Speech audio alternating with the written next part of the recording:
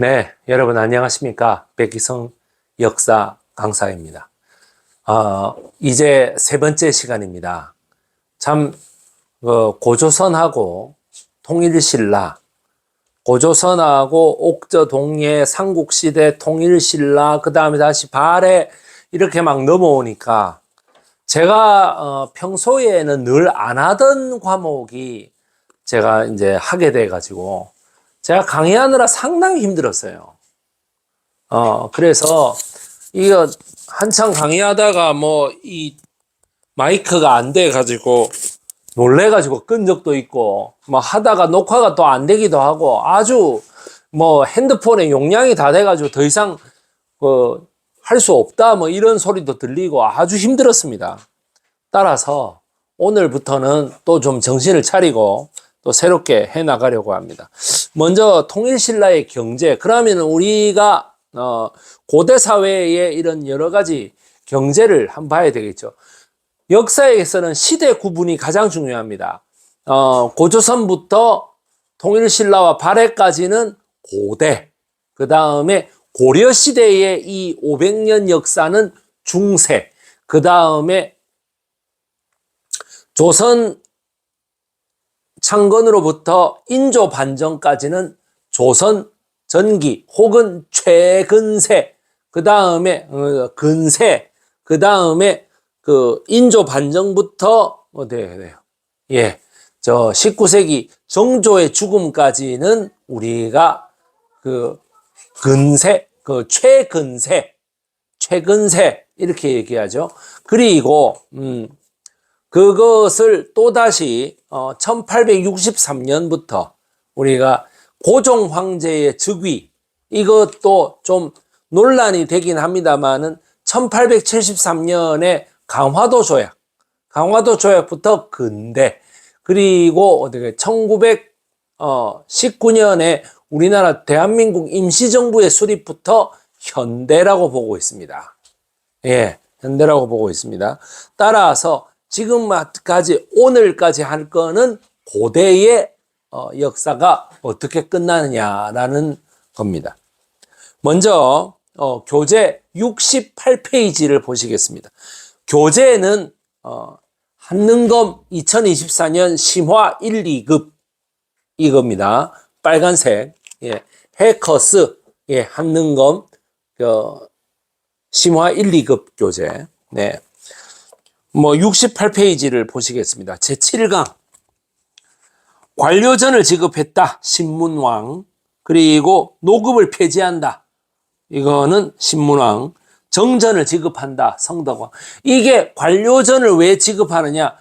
노급이라고 하는 것은 전 시간대에도 얘기했지만은 군사상의 징발도 귀족이 할 수 있고 또 어떻게 사법권까지 다 할 수 있기 때문에 사람들은 왕을 두려워하지 않는다는 거죠. 자기 지방의 귀족을 두려워한다라는 이야기입니다. 따라서 성덕왕 때는, 신문왕 때는 바로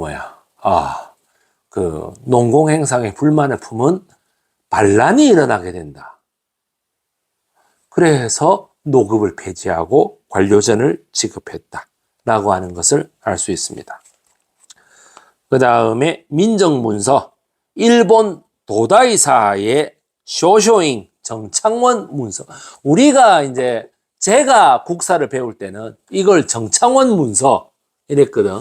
근데 이제는 쇼쇼잉 문서라고 해서 정창원을 일본식으로 그대로 읽은 겁니다. 목적은 조세 징수와 노동력 징발에 활용하기 위함이다. 작성 방법. 토착 세력인 촌주가 매년 변동사항을 조사하여 3년마다 작성했다. 대외 교류라고 하는 것은 아라비아 상인들까지 왔다. 아라비아 상인이 처용설화죠. 처용이 늘 가는 자기 마누라 집에 들어갔더니 어떻게 돼? 마누라가 누워있는데 다리가 4개더라. 그죠? 예.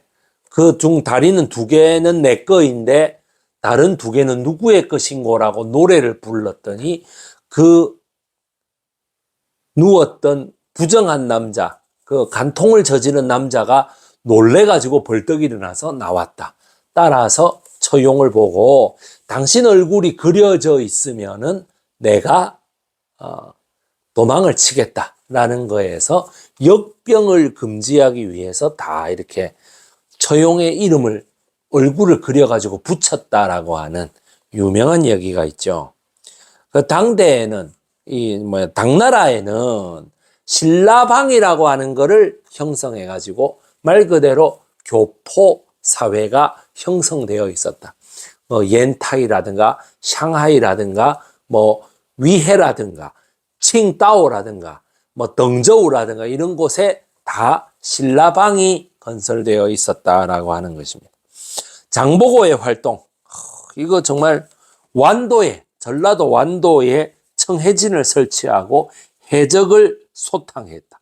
해상무역권을 장악했다. 발해의 경제, 솔빈부의 말이 유명했다. 솔빈부라고 하는 곳에는 말이 있었는데 거기에서 대외적으로 교역을 할 여러 물자들을 말하고 이렇게 교역을 했다. 즉 실크로드의 비단이 그리고 실크로드의 불교가 이 솔빈부에 말하고 교환되어 가지고 많이 왔다라는 것을 알 수 있습니다. 대외 교류라는 거는 일본도, 거란도, 그러니까 발해가 이렇게 있으니까 일본도도 있고 거란도도 있고 신라도도 있고 전용 길이 다 있겠죠. 그래서 그 길을 통해서 대외 무역을 했다라는 것을 알 수 있습니다. 삼국의 회의, 삼국의 사회, 여기에서는 지배층은 고씨고요. 오부 출신으로 제가회의를 고구려가 했다. 욕살, 차려근지, 이런 처려근지라는 것들을 많이 만들었다. 고국천왕대 빈민구제제도인 진대법, 여기서 을파소가 나오게 되죠. 그리고 백제는 지배층은 부여씨, 예. 그리고 팔성의 귀족으로 됐다. 부여에 보면은 정사암이라고 하는 그 귀족회의의 흔적이 남아있죠. 그리고 신라는 골품제가 있습니다. 제가 지난번에 설명했었죠. 박제, 석씨, 김씨로 연결되는 골품제도하고 그 다음에 신라 육촌을 중심으로 하는 그 설씨, 배씨 이래가지고 육두품, 오두품, 사두품, 삼두품까지 있다라고 해서 이 두 개를 해서 골품제도라고 말을 했습니다. 네, 피지배층은 말갈족인데 발해의 이 지배구조는 지배층은 고구려, 피지배층은 거의 다 말갈제가 되겠습니다. 네, 자, 여기서부터가 이제 중요합니다. 불교, 여러분, 불교. 자, 고구려도 소수림 왕이 불교를 받아들이면서 그대로 어떻게 돼요? 고대 제국으로서의 왕국으로서의 그 틀을 딱 갖고, 백제도 어떻게 됩니까? 동진에서 마라난타라는 애가 불교를 전하면서 어떻게 돼요? 고대 제국으로서의 그게 되고, 신라도 어떻게 돼요? 예, 법흥왕 때 불교를 받아들임으로써, 이거는 신라라고 하는 건 고구려의 아도라고 하는 애로부터, 예, 순도라는 애로부터 그 불교를 받아들임으로써 사실상의 2차돈의 순교를 계기로 급성장합니다. 예, 자, 그렇습니다. 원효하고 의상. 자, 여러분 요거를 한번 보시겠어요? 지금부터 여기 PPT를 보시겠어요? 우리 와이프야, PPT를 보세요. 예. 자, 원효, 육두품 출신입니다. 영원한 자유인, 617년에 태어서 686년에 죽었습니다. 의상은요, 625년에 태어나서 702년에 죽었습니다. 이 두 스님을 특별히 비교하는 이유는 이 둘 말고도 스님이 많습니다만은 이 둘이가 가장 유명한 통일신라의 승려다 이 말이에요. 전부 다 뭐예요? 660년의 백제 멸망, 668년의 고구려 멸망이라고 하는 거를 그대로 겪어온 바로 이 사람들이야말로 통일신라의 이 발해를 제외한 나머지 영토에 불교를 정확하게 정착시키는 데에 가장 큰 공로를 세웠다라고 보는 것입니다. 자, 여기 보세요. 요석공주의 둘째 딸과 사이에 설총 이 둘을 총정리했던 설총을 얻은 후에 소성거사라고 칭했다. 나무아미타불 관세음보살만 외우면 누구나 극락에서 새로 태어날 수 있다. 자, 불경이라는 게 얼마나 많습니까? 지금까지 집대성된 불경만 해도요 1300가지가 넘어요. 그거를 다 본다는 것은 불가능합니다. 어떠한 고승도 그런 사람은 없어요. 아시겠죠? 1300여 중에 불경을 다 봤다고? 야, 말도 안 되는 소리 하지 마. 그랬는데 어떻게 돼? 그거 다 필요 없다? 원효 스님이 뭐라고 합니까?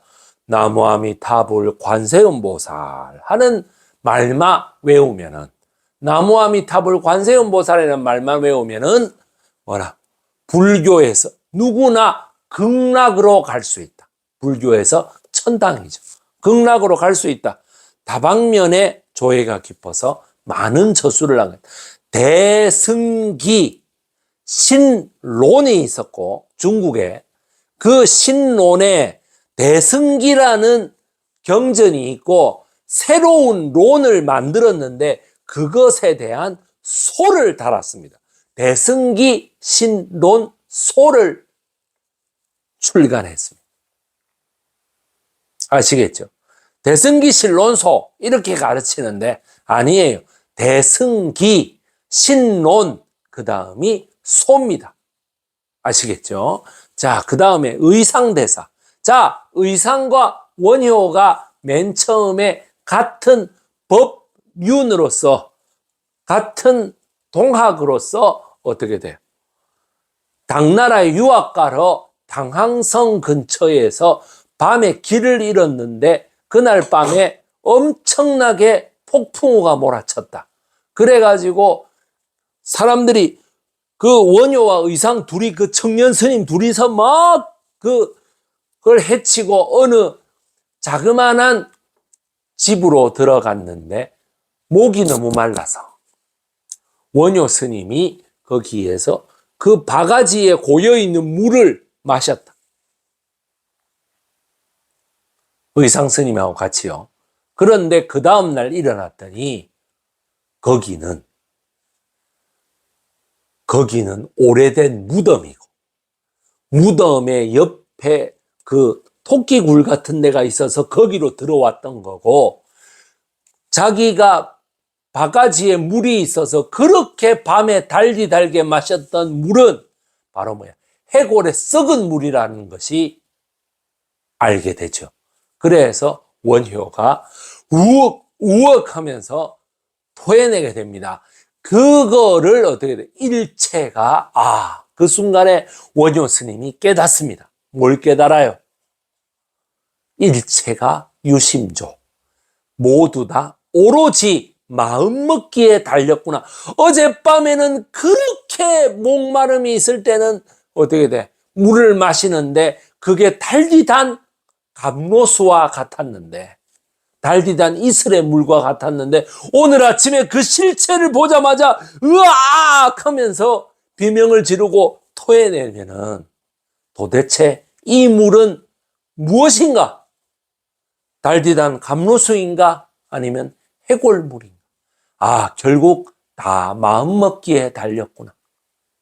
여러분, 이것이 기독교에 보면 이런 게 있죠. 찬송가 중에 그 어디나 하늘나라 하는 내 주 예수 계신 곳이 그 어디나 하늘나라 하는 찬송가가 있습니다.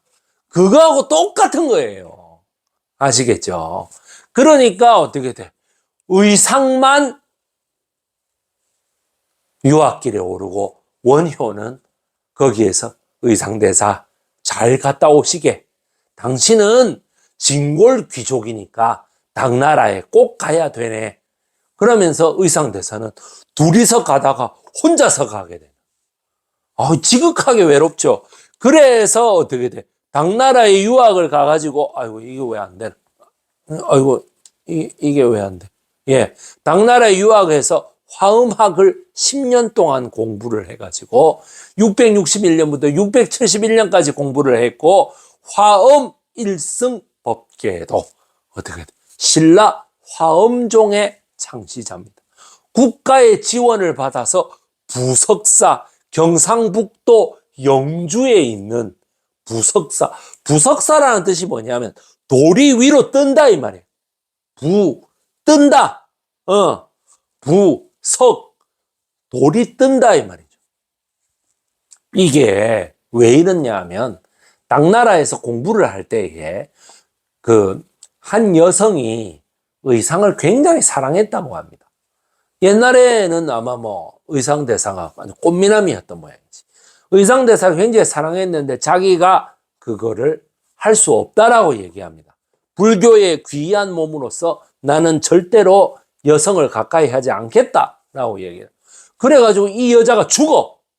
여러분, 죽을 때 뭐라고 하느냐. 내가 죽어서 귀신이 되어서라도 의상대사 옆을 지키겠다라고 얘기합니다. 지고지순한 사랑을 보여주죠. 그래가지고 부석사를 설립할 때에 그 여자의 귀신이 와서 돌 하나가 건설하는데 매우 지장을 준다니까 돌을 붕 띄웠다라는 거예요. 그래서 그 여성을 의상대사가 기려서 부석사라고 이름을 지었다라고 합니다. 여보, 호러죠. 그렇죠. 여러분들 듣기에는 뭐야 공포물이잖아 이럴 수 있습니다. 예, 그런데 많은 제자, 3,000명의 제자가 있었다. 자, 의상대사 하면 화엄사상, 그리고 또 뭐예요? 관음신앙. 여러분, 관음신앙. 화엄사상을 통해서 관음신앙을 많이 퍼뜨렸다라고 하는 것을 양양낙산사, 그리고 영주 부석사, 이런 그 외에도 수많은 절, 그 다음에 부산 금정산의 범어사, 이런 것들이 다 의상대사가 지은 절들입니다.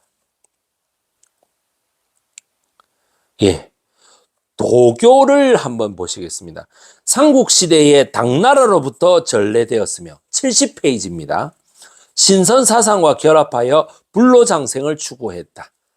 백제의 금동대향로.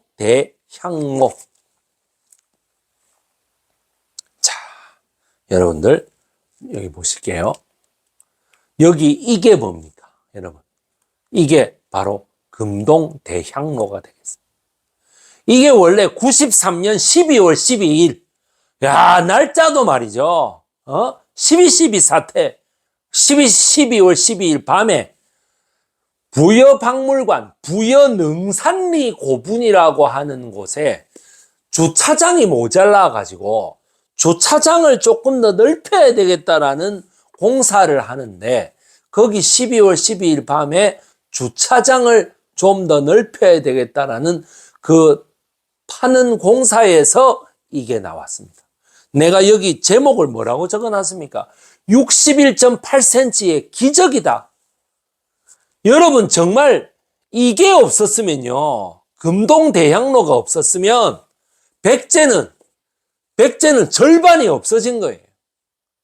백제 후기에는 모든 미술품이 다 사라졌다 그랬거든요.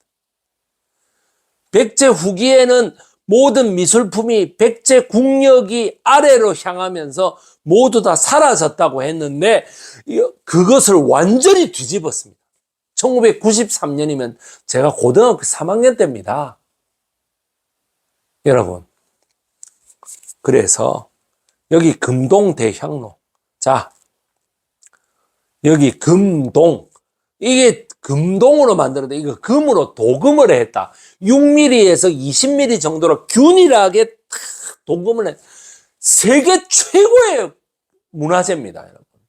세계 불교 미술의 기적이라고 불리는. 여기 밑에 여기는 용 부분이 있습니다. 여기 전체 모양이 있는데 요거는 용이고 요거는 연꽃, 불교죠. 불교. 요거는요, 여러분, 요거는 도교, 요 도교. 그 다음에 요 맨 위에, 여러분 여기 맨 위에 있죠. 여기에는 악사들이 다 있습니다. 악사, 음악하는 악사들. 5명의 악사. 그래서 음양오행의 유교 사상까지 다 해가지고 여기 음양오행의 유교, 그 다음에 요 밑에는 도교, 그 다음에 요 밑에는 불교, 그 다음에 용에서 미신까지 모두 정확하게 받아들여가지고 악사가 음악을 연주하면은 요 위에 봉황이, 여기 봉황 있죠.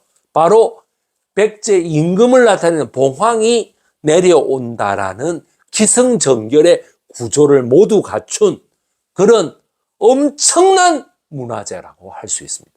이게 너무 엄청나서 93년 당시에는 몇몇 학자들이 이거를 중국에서 가져왔을 거야.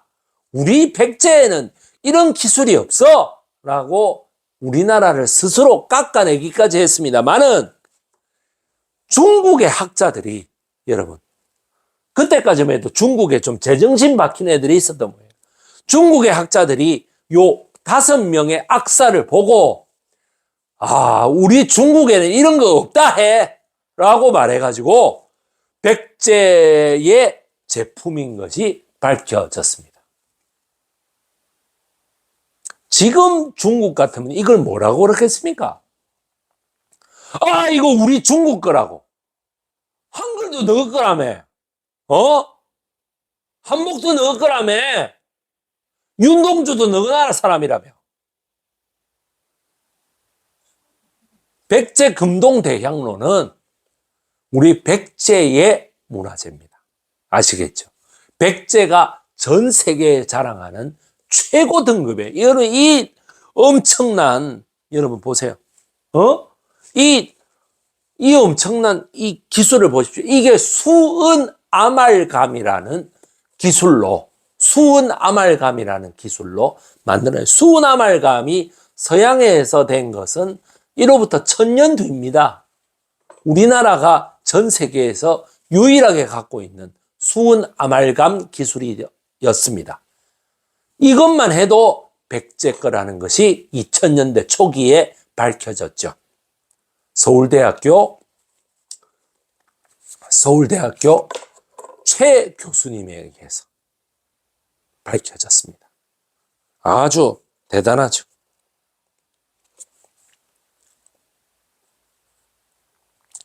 자, 유학을 보시겠어요? 수도에 태학을 써요. 고구려는 수도에 태학을 설립해가지고 지방은 경당에서 학문과 무예를 가르쳤다. 고구려 이문진의 신집이 있었다. 그 다음에 백제는 오경박사, 의박사, 역박사를 두어가지고 유학과 기술직을 교육했다. 백제 고흥이라고 하는 애가 서기라고 하는 근초고왕 때 그 역사책을 만들어냈습니다. 그리고 신라는 임신서기석을 통하여 유교 경전을 공부했다는 사실을 알 수 있습니다. 임신서기석이라는 게 뭐냐 하면은 그 돌인데요. 거기에 신라 화랑들이 유교 경전을 공부했다는 내용이 적혀 있는 거야. 그래서 어떻게 돼? 신라 거칠부의 국사라는 진흥왕 때 책을 지어가지고 매우 역사를 기념했다는 것을 알 수 있습니다. 그런데 이게 이문진의 신집도 그렇고 고흥의 그 서기도 그렇고 거칠부의 국사도 그렇고 지금은 안전해집니다. 너무나 원통한 일이죠. 기록이 없습니다. 우리나라에서 제일 오래된 기록은 이 책으로 말할 것 같으면 뭐예요? 고려시대에 지었던 김부식의 삼국사기입니다. 그 다음에 비석으로 치면 어디예요? 광개토 태왕비. 장수왕 때 지었던 광개토 태왕비에 광개토 고구려가 뭐 어떻게 만들어졌고 이런 쭉 다 적혀 있거든. 그 두 개밖에 없어요. 참 안타까운 일이죠. 그러면 저번에 화랑새기가 발견됐다고 하지만 그거는 위서라는 판단이 나가지고 참 안타깝습니다. 예. 자, 70페이지 마지막 보시겠습니다. 설총은 한자의 음과 훈을 차용한 이 둘을 체계적으로 정리했고, 신문왕에게 화왕계라는 글을 바쳐 유교적인 도덕 정치를 강조했다. 김대무는 진골 귀족 출신으로서 벌써 성이 김씨잖아요. 그래서 화랑새기, 고승전 등을 저술을 했다. 최치원, 육두품 출신으로 당의 빈공과라는 게 당나라의 과거 시험 중에 외국 사람들의 치르는 시험이 있었어요. 말 그대로 손님 빈자죠. 빈공과라고 하는 게 있었는데 황소라는 애가 당나라에서 반란을 일으키니 걔를 공격하는 글을 썼다 이 말이에요. 개원 필경 등을 저술했다. 신라 귀국 후에는 진성여왕에게 사회개혁항인 시무책 10조를 냈는데 이거는 철저하게 무시당합니다. 그래서 최치원이 다른 호가 해운이라는 호가 있는데 그 해운이라는 호를 가지고 전국을 유람하는데 그것 때문에 부산 해운대 있죠. 그게 최치원의 호래요. 호를 따서 해운대 이렇게 지은 거예요. 최치원이 해운대에 와서 여기가 땅끝이구나 이랬거든. 그러니까 어떻게 돼? 해운대 이렇게 지은 거야. 땅끝이라는 게 이쪽 땅끝은 전남 고흥이고 강진이고 이쪽 땅끝은 부산 해운대거든요. 아시겠죠? 예. 그렇습니다.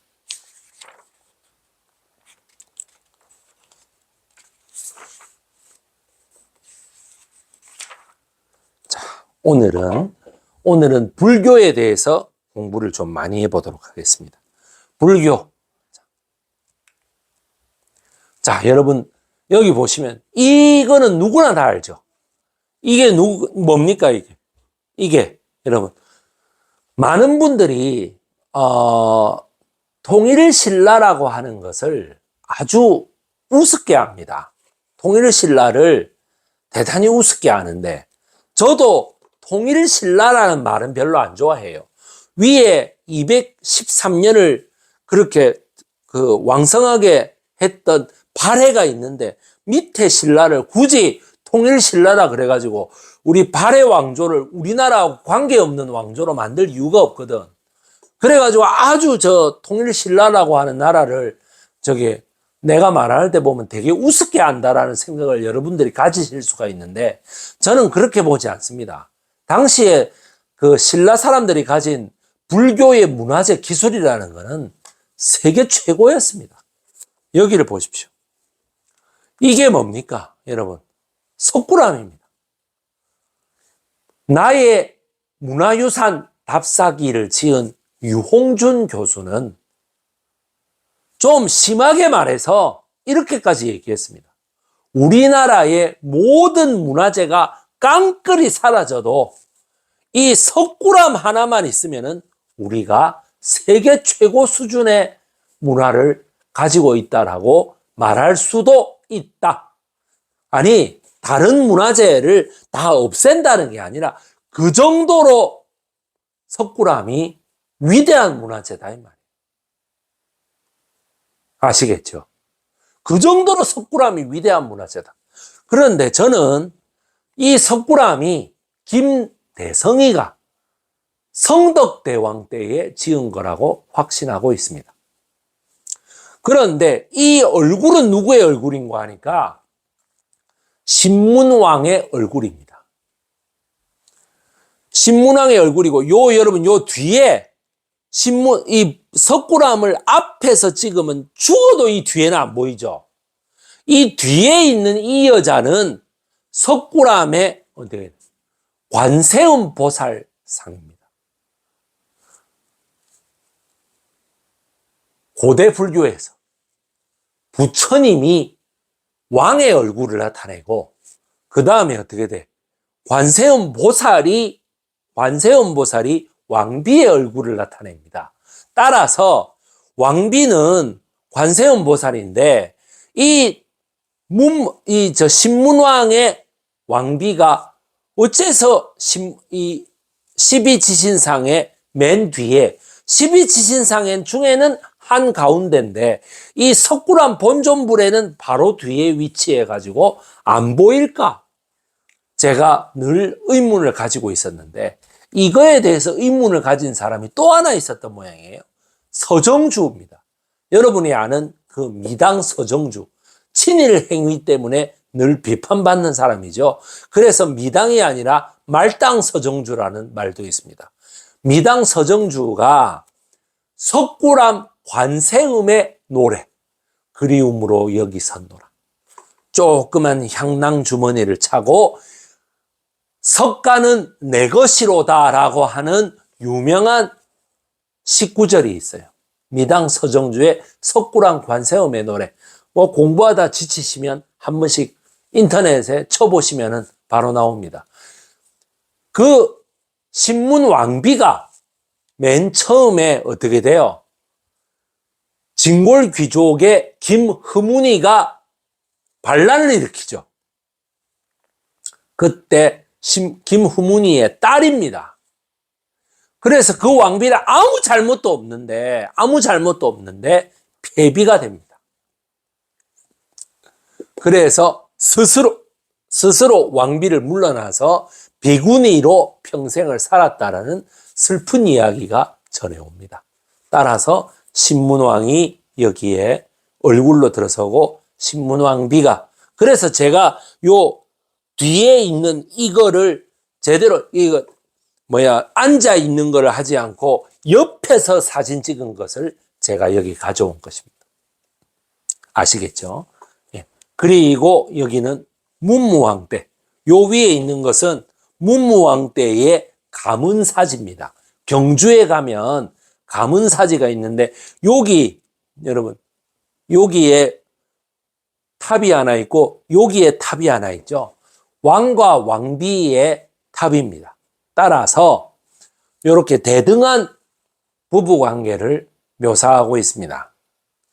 그리고 가문사라고 하는 것은 은혜에 감동한다, 은혜에 보답한다 이겁니다. 신문왕 때에 자기 아버지 문무왕의 은혜에 감up하기 위하여 신문왕이 이렇게 지었다고 합니다.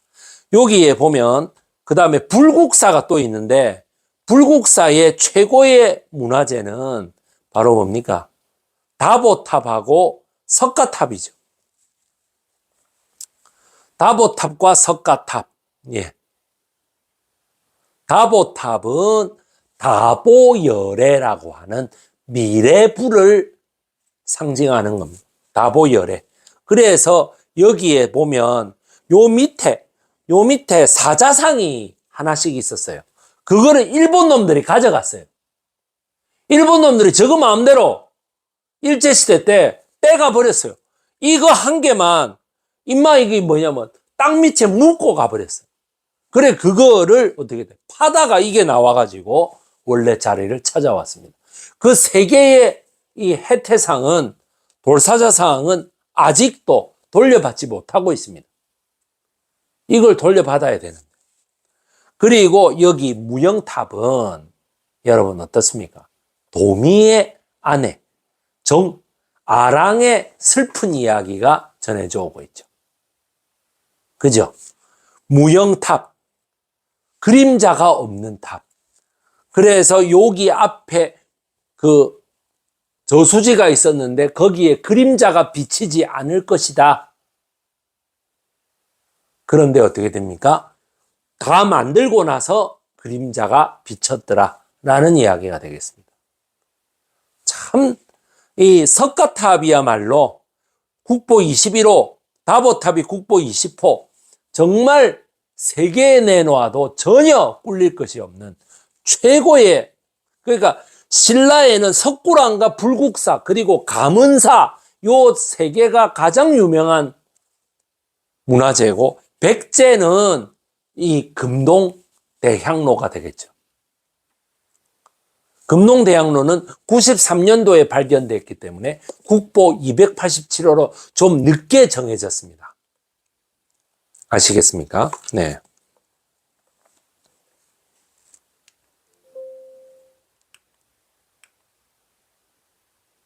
네, 그리고 여기에는 국보 제83호, 그리고 여기에는 국보 제78호, 소위 얘기해가지고 인간이 수도와 운동을 통해서 어디까지 건강해질 수 있는가. 근육은 없지만 365개의 인체의 경혈에 혈기가 쫙 제대로 다 통한 모습이라고 해서 여기에는 국보 제78호, 여러분, 국보 제78호, 여기는 국보 제83호가 되겠어요. 금동미륵 반가 사유상. 그런데 안타깝게도 백제냐 고구려냐 신라냐 이걸 아직도 모르고 있습니다. 삼국시대에 나온 거는 맞는데 어느 나라에서 만들었느냐 하는 거는 모릅니다. 이거 참 답답한 일이죠. 이것도 일제시대 때에 일본으로 가져간 거를 우리나라가 도로 찾았거든. 그러니까 일본에 가져갔는데 일본에 어디에서 출토됐는지 몰라요. 연대로 따지고 보니까 삼국시대인데. 이런 말도 안 되는, 정말 이런 것만 해도 나는 일본이 미워 죽겠습니다, 정말. 아시겠습니까? 네. 그 다음에 요거는 뭡니까? 요거, 여러분, 성덕대왕 신종, 바로 에밀레종이 되겠습니다. 에밀레종. 뭐, 부처님이 모두 다 그 헌금을 내라고 하신다. 이래가지고 스님이 하나가 똑똑똑똑 두드리고 가니까 그 경주의 서라벌에 애기 엄마가 애기를 이렇게 안고 있으면서 이 애기라도 가져가려면 가져가세요. 우리 지금 드릴 게 없어요. 라고 얘기를 하고, 아이고, 그럴 수는 없지요. 하고 돌아왔는데 그 스님이 자다가 꿈에 그 애기 시주를 왜 안 받았냐 이래가지고 가가지고 그 애기를 빼들어 왔다는 거 아니에요. 이런 비인간적인, 이거 얘기가 왜 나왔겠어요? 당시에 불교 건축에서 얼마나 많은 강제 헌금 제도가 있었으면은 얼마나 정말 강제로 헌금을 걷어갔으면 세상에 국민들 사이에 그런 얘기가 돌아. 안 그래요? 애를 화롯불에다 넣어가지고 애를 시주해가지고 만들었다는 그런 종소리 보니까 애미 때문에 이래가 애밀래 이랬다며. 말이가 방구가 도대체. 아이고. 이런 비천상, 소위 얘기해가지고 하늘로 날아오르는 관세음 보살상이 그려져 있습니다. 이것도요, 경주 시내에 아무렇게나 구불러 댕기던 거를 세종대왕이, 여러분 이거 사실입니다. 세종대왕이 아무렇게나 구불러 댕긴다고 다 녹여라. 녹여가지고 철제 농기구를 만들어 써라 했거든. 그래가 당시에 경주의 지방관리가, 계림관리가 안 됩니다 라고 쓴 거야. 절대로 안 됩니다. 그래가지고 2번이나 상소가 올라가서 세종대왕이 겨우 이거를 살렸다라는 이야기가 실록에 전해져 옵니다. 세종대왕이 잘 살렸죠. 세종대왕께서 당시에 숭유억불적인 사회 분위기에 도저히 이거는 안 되겠다라고 하는 거에서 녹여가지고 쇳덩어리로 만들어라고 했는데, 당시에 경주의 지방관리가 아무리 숭유억불이라 그래도 이거는 성덕대왕이 자기 아버지인 신문왕을 기리기 위해서 만든 거기 때문에 유교의 충과 효가 함께 녹아들어 있는 유적이다라고 하는 걸 상소로 잘 설득을 해가지고 유교의 그 가르침에 어긋난다라는 것 때문에 그러면 안 되겠다라고 해서 이게 살아남았다는 것입니다. 그런 상식도 하나 알아두시기 바랍니다. 네, 고대는 여기에서 끝내도록 하겠습니다. 다음 시간은 아마 목요일이 되겠죠. 목요일 날 여러분께 고려시대로 이제부터 본격적으로 정치의 싸움이 시작됩니다. 정치의 싸움이 시작되기 때문에 여러분들 정신 바짝 차리고 들어주시기 바랍니다. 고려시대는 한 5강 정도로 하겠습니다. 여러분들 안녕히 계십시오.